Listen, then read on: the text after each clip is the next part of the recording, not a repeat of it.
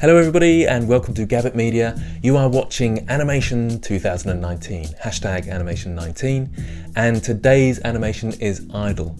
I had loads of fun with this. I'm really getting into this now and enjoying it. Getting into that sort of character animation is great fun. The first thing I did, which was me looking a bit silly here, but doing an idle animation, acting it out. It's really useful to do that if you've got a camera. Well, most people have a mobile phone that they can record themselves on. It's very helpful to have that reference right next to you that you can kind of frame by frame go through and kind of look at yourself, look at your body posture and that sort of thing. A couple of tips. One is to capture your whole self, which I didn't do here. I'm not quite sure what I was doing there, but my room's only a certain size, so I should have just zoomed out a bit. But I was, I don't know, I wanted to be kind of close in to see the sort of body expressions, but I should have been able to see the feet as well. That's a kind of a must, really. So I'm doing sort of silly idle animations that I think about when you think of idle animations. So this is just sort of when a character's resting. And in games they tend to be over-exaggerated breathing. They sort of breathe in and breathe out like this. And I didn't really want to go for that. It seems a bit fake sometimes because of really sort of heavy breathing. But maybe sort of moving of the shoulders like I'm doing here and that sort of thing. I was sort of thinking maybe cracking knuckles, that sort of thing. Not that I actually can crack my knuckles, and they just they don't do that like some people's do. Anyway, so you get the idea of what I'm trying out here. It really is helpful to go through the poses yourself and to look at yourself in a mirror or something like that, especially when you're doing facial poses, to see what it actually looks like. Very, very helpful. So you can see I spent a fair bit of time doing this. There's a couple of minutes of clips here of having some fun. Okay, so straight in with the Mac character. I did have a look at the other guy, I can't remember what it's, cartoon guy or something, but I could not get the IK on the arms to work, and I prefer IK, it's just that little bit quicker. So it's just my preferred method of working.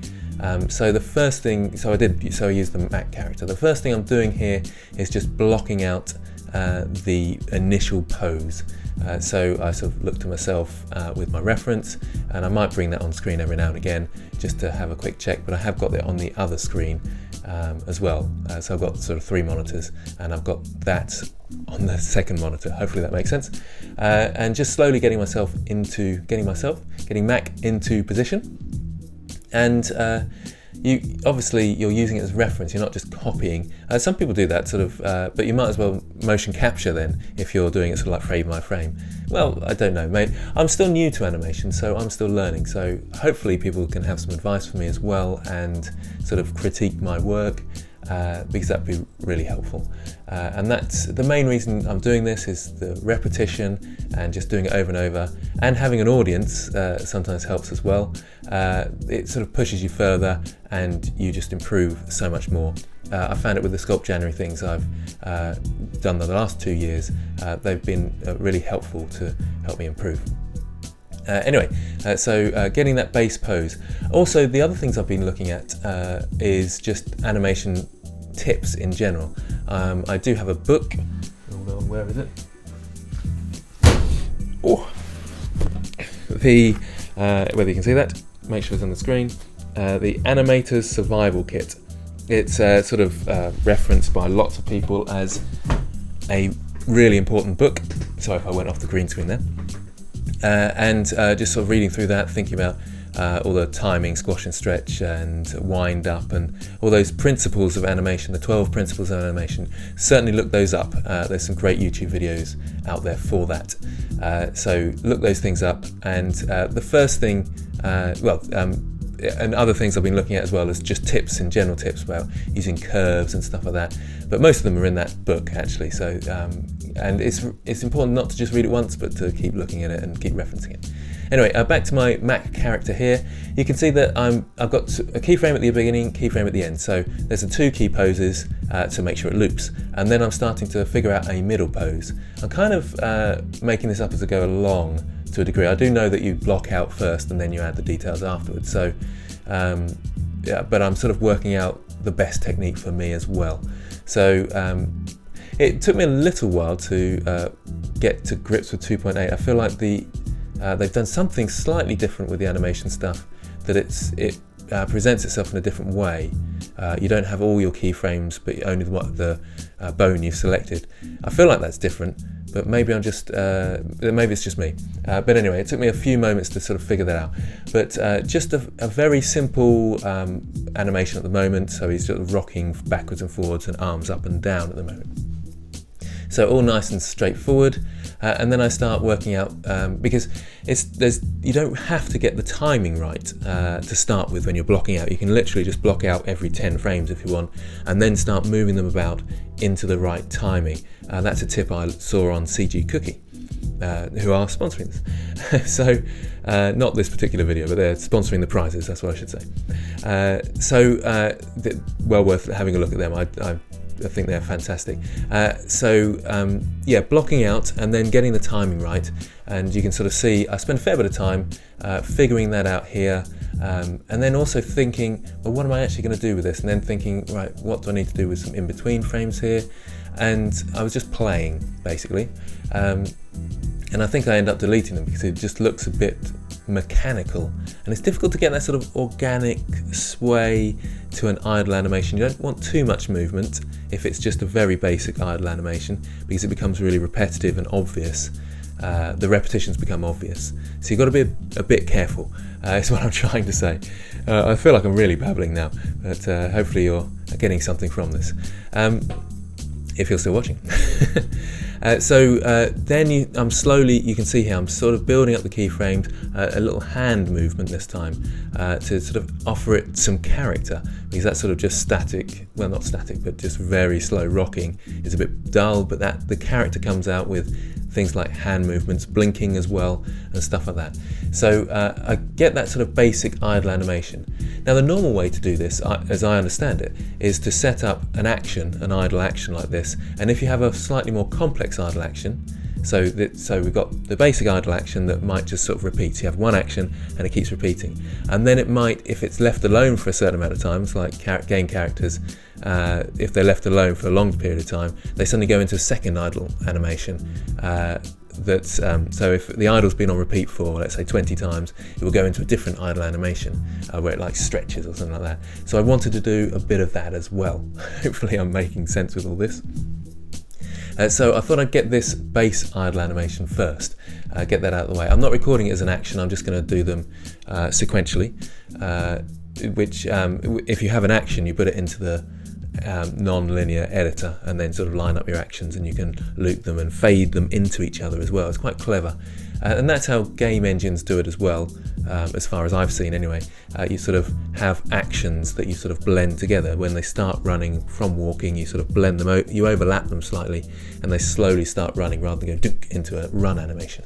Hopefully again that's all making sense, and this is what I've gleaned from all the stuff that I've looked at, so hopefully I'm not saying the wrong things here.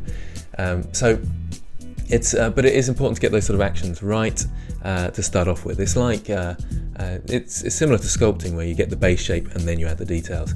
Same with this, sort of blocking out, then start adding the details. Still working on this sort of this basic idle animation, this first initial sort of action that's rocking around. In a minute I sort of change it up a bit, and he, what does he do? He sort of puts his hands on his hips and stuff, which, yeah, I'll have the character in the corner here, hopefully probably next to me here, so you can see that. I'm quite pleased with how it turned out, actually. I was worried at this point in the animation process. It was taking a long time to get anything looking good. It just looked a little bit dull, to be honest. And I suppose idle animations are a tiny bit dull in their base form. So I was thinking, oh, well, maybe I need to add some sort of breathing to it. And this character didn't really have that sort of option, because the chest ought to come out a bit and the arms back, but it didn't really have enough chest area, if that makes sense. So it didn't quite look right with the breathing. So I ignored that, and I wasn't sure whether I wanted to do that anyway, but I gave it a go, and I sort of undid that section. You have to be a bit careful when undoing with your pose mode. Occasionally there's the undo glitch. Most of it seems to have been ironed out now with the latest versions of 2.8, but there does seem, I did undo a couple and then couldn't get them back. Sort of, it all went a bit weird for a moment, not too far, and didn't lose too much. Hasn't crashed for a while, which is nice. Unlike Adobe Premiere, which is crashing all the time on me at the moment. Anyway, that's another aside. Adobe Premiere is the stuff I use to edit. Anyway, so I think I'm blinking now. Yep, I used 4 frames in total for the blink. So 2 to go down and 2 to go up, and I just grabbed the eye, scaled Z0, and then back up. So keyframe once, keyframe, keyframe, 2 frames apart each time. So a 4 frame blink. That's what I'm trying to say. And that seemed to work. Generally speaking, I try and keep away from doing anything where there's a frame between things. So if you've got the same bone, let's say this hand moving and it's fluidly moving, if you have a keyframe here, a keyframe, and you put them a frame apart, you can get really sort of blocky, jumpy movements. So try and keep your free keyframes, as I've found anyway, at least 2 frames apart for the same bone. Obviously different bones, they might just be sort of slightly out of kilter. That's something I was looking at the other day, was movement in general. Let's say you turn your head first, then the shoulders go, and then the waist. So you've got to think of that sort of cascading sort of flow, I suppose, towards animation. So starting to have a bit more fun now as I go into this relaxed idle pose, where he stops sort of being a fighter and goes into this sort of more relaxed pose. I felt like more personality was coming out in the character, and it was starting to become fun. And it's funny, when you start seeing your characters come alive, it is quite exciting really, and you think, oh, this is just brilliant. There's me getting my my reference up, and putting out in markers and things, because I thought, right, I'm actually going to copy a bit more closely my hand on hip pose that I did in my reference. So I keyed out some markers for the key poses, so I could block them out, and that was nice. I found this a lot easier when I was following the reference a bit closer. When I was sort of bobbing up and down like this, I wasn't copying my reference because I just wasn't that pleased with it. So I tried to adapt it more, and this time I went a bit closer to my reference, and it was helpful, much quicker, and it looks a bit better, I think, than my initial sort of bobbing up and down. I liked it when I put some swing in the arms and the hand, so the hand came down and it swung around the character. It's suddenly, again, it's just when it sort of comes alive like that, and things seem to have weight and structure, you just think, oh look, this is working, and it looks real, it looks alive. It's great fun. So it was really getting into it at this point. And that's when it starts being fun. Let's say starts being fun. When it gets really fun, it stops being work and it starts being play. That sort of scenario. Because most of us, I'm assuming most of you, because most of you watching this channel, I think, are sort of amateurs. Some sort of going into being a pro to a degree. But for the most part, I'm a sort of beginner tutorial person. For the most part, beginner intermediate, I would say. And some people watch me because they're sort of breaking into the industry, probably following my path in a sense, that I'm sort of a part-time 3D modeler and it's animator, sort of. So I can't remember what I was going to say. Just sort of getting those ideas and learning and building up, or the learning process. I found it with lots of people who are learning sculpting for the first time, because I feel like I'm quite good at sculpting now to a degree, at a certain level that I'm comfortable to teach people and so forth. That beginners, they do the first steps okay, but getting the details right and getting the time, there's a bit where they feel it's finished and you think that's got a long way to go if it were me. And I'm sure people are looking at this and saying it's got loads, really far to go. And it's quite funny, isn't it, when you're looking at this and think, yeah, I think that's finished now. But then you see someone else's finished product and you think, wow, how do they get so much more life, so much more detail? And that's what I'm looking forward to getting eventually, as a sort of beginner/intermediate animator that I am at the moment. It's just difficult to categorize yourself, isn't it? But that's what I feel like. I always feel like that because you can't help but look at Disney and think, well, that's a pro, and so I am not there. I am therefore a beginner. compared to Disney animators and so forth. But I suppose they're the elite, aren't they? But yeah, that's a different debate for a different time.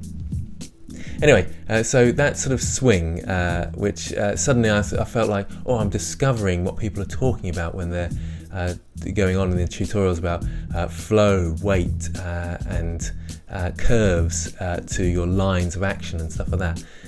Which makes me think I didn't actually use the motion paths at all in this, which is handy to use, but it seemed to work without them, so that's great. But anyway, yeah, so once you start getting that, you think, oh, I see how I can improve, how I can move on now, and that's quite an exciting feeling, really. Anyway, I really feel like I'm babbling. I think this is sort of like 20 minutes of me doing this. I wasn't sure how much to speed it up, so maybe I should speed it up a little bit more, but there's always a debate with my videos when I'm doing time-lapse that, well, some people do complain, in fact, saying, well, it's not much of a tutorial, is it? Even it's not titled as a tutorial. Sometimes I make the mistake of doing that, saying it's a tutorial and then speeding some of it up. But it's time-lapse with commentary, so hopefully you're learning a bit from my process, looking at my process, and me discussing the process. If I had the whole thing out, I think this took me 2.5 hours just recording time, and it's often lots more time than that, at least 3 in total I would have thought, just setting up and all those sort of things, taking breaks. So that would be yeah, that's raw recording time.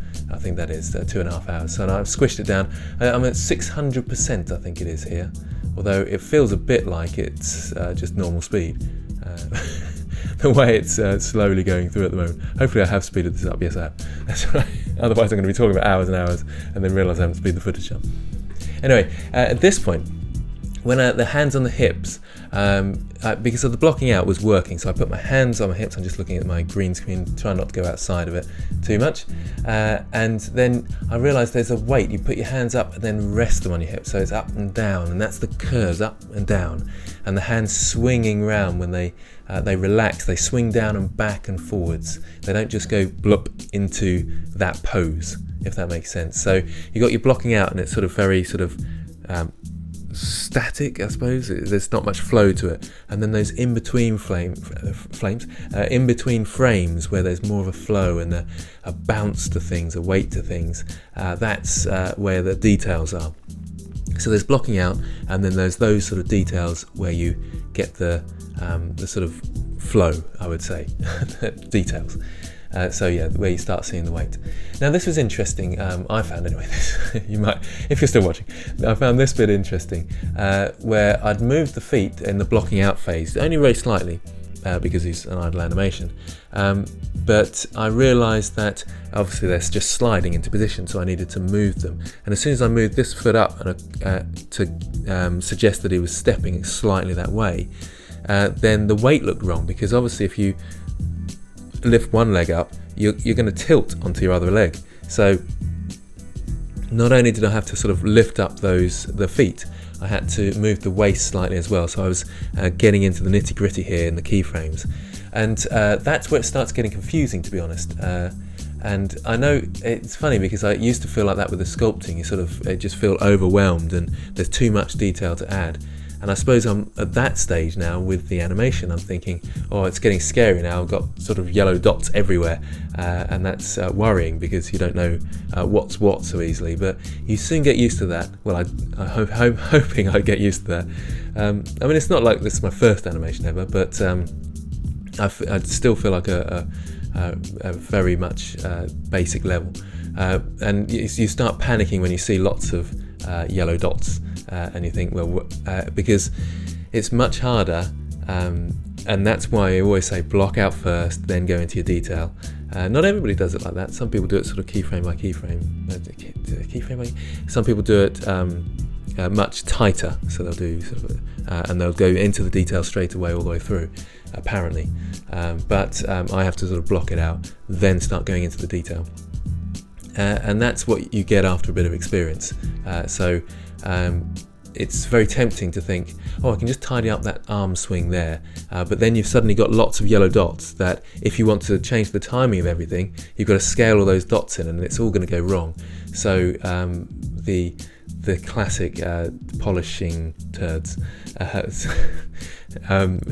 saying, if your blocking out's wrong and then you start going into detail too early, then it's just going to look wrong, and then you're going to have to delete some of that detail and go back to that blocking out to try and tidy it up. That's what I'm trying to say anyway. Hopefully I'm making sense with all this. So yeah, at this point I probably could have gone a lot further. Well, in fact, I know I could have gone a lot further. But there's key things that you obviously shouldn't do, and that's overlap your mesh, so the hand sort of went into the hip there. So obviously make sure it comes away from the hip, and just sort of keyframe a few areas where you need to pull it out and make sure it doesn't indent too far. I mean, a bit of indentation in this scenario isn't going to be a big deal because it's quite a blocky character, and you see in game characters that they do sometimes allow a bit of that sort of indentation and so forth. Anyway, that's the end. We're back, and we're now onto your animations. It took me a long time to get all these together. I wasn't expecting such a response to animation, so I'm quite pleased that so many people are interested. I hope you're starting to enjoy it. This is people's bounces from yesterday. So I'm a day ahead, so it'll be idle for you lot tomorrow. I think I'm making sense. We're on Thursday day up. So loads of effort gone into these, and people, obviously beginners for the first time, trying out their bouncing. It's quite tough. That's what I was expecting. Sort of nice, basic, good quality bounce. That was well done.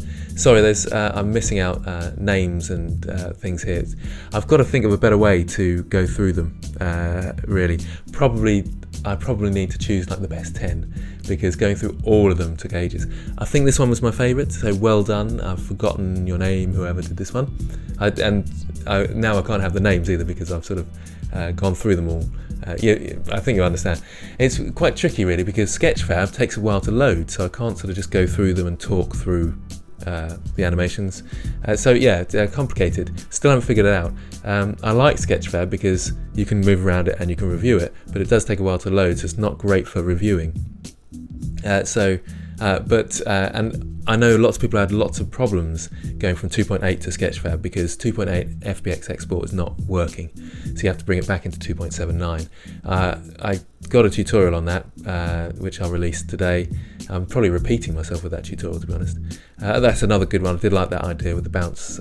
Some clever ideas coming out. That's quite nice. I was just expecting people to do the balls like this one, and that's quite a clever one where it hits the screen. Love this guy. I can't remember your name. This guy's artwork is really good. He's on the Discord server and he's done some lovely stuff.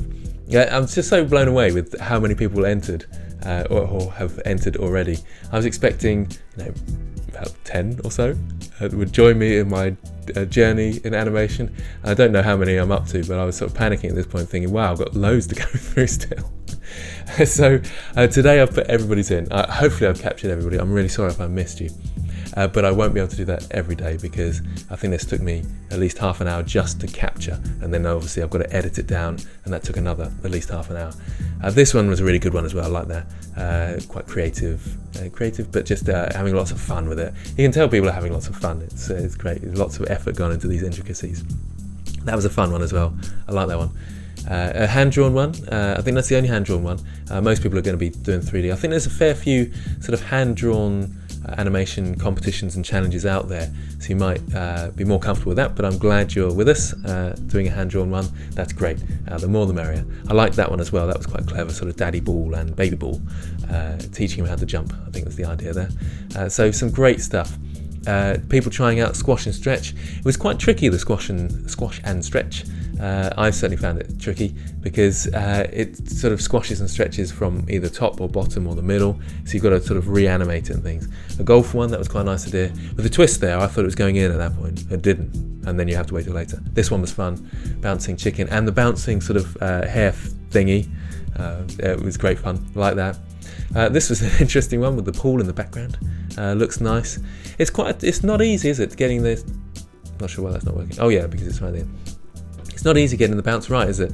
And getting the motion working and things like that. Nice kangaroo there. That's someone who used the low poly animal tutorial. Bit of advertising there. So well done there with the kangaroo as well as the bouncing. Nice work. Good sort of beach ball graphic there. Texture, sorry. Looks good. This is a nice one with the table tennis bat. That was quite cool. A little bit awkward getting it to loop, but sort of figured it out in the end. Nice beach ball, which bounces really high suddenly and then doesn't. This is a very smooth one. There we go. Andrei, we lost his name now. Andrei Kozrenko. Really smooth one, that I like that. And this one, the first one's come in and lovely. A belly bounce, a nice one. I like that one. So some great ideas, fantastic. This one was weird. So Joker on a Batman ball being bounced around, funny idea. And this one was quite technically good. The bounce through the box and out, through the box, into the box and out. Nice work. And why am I back on there? Who knows? Anyway, I'll take that off so you won't see me again. Anyway, so thanks for watching. Hopefully, if you're still with me, well done for watching the whole thing. I hope you're enjoying it as much as I am. Idle animations, I'm looking forward to seeing your idle animations. So until next time, thanks for watching, and I hope all this helps you in some way, and keep having fun.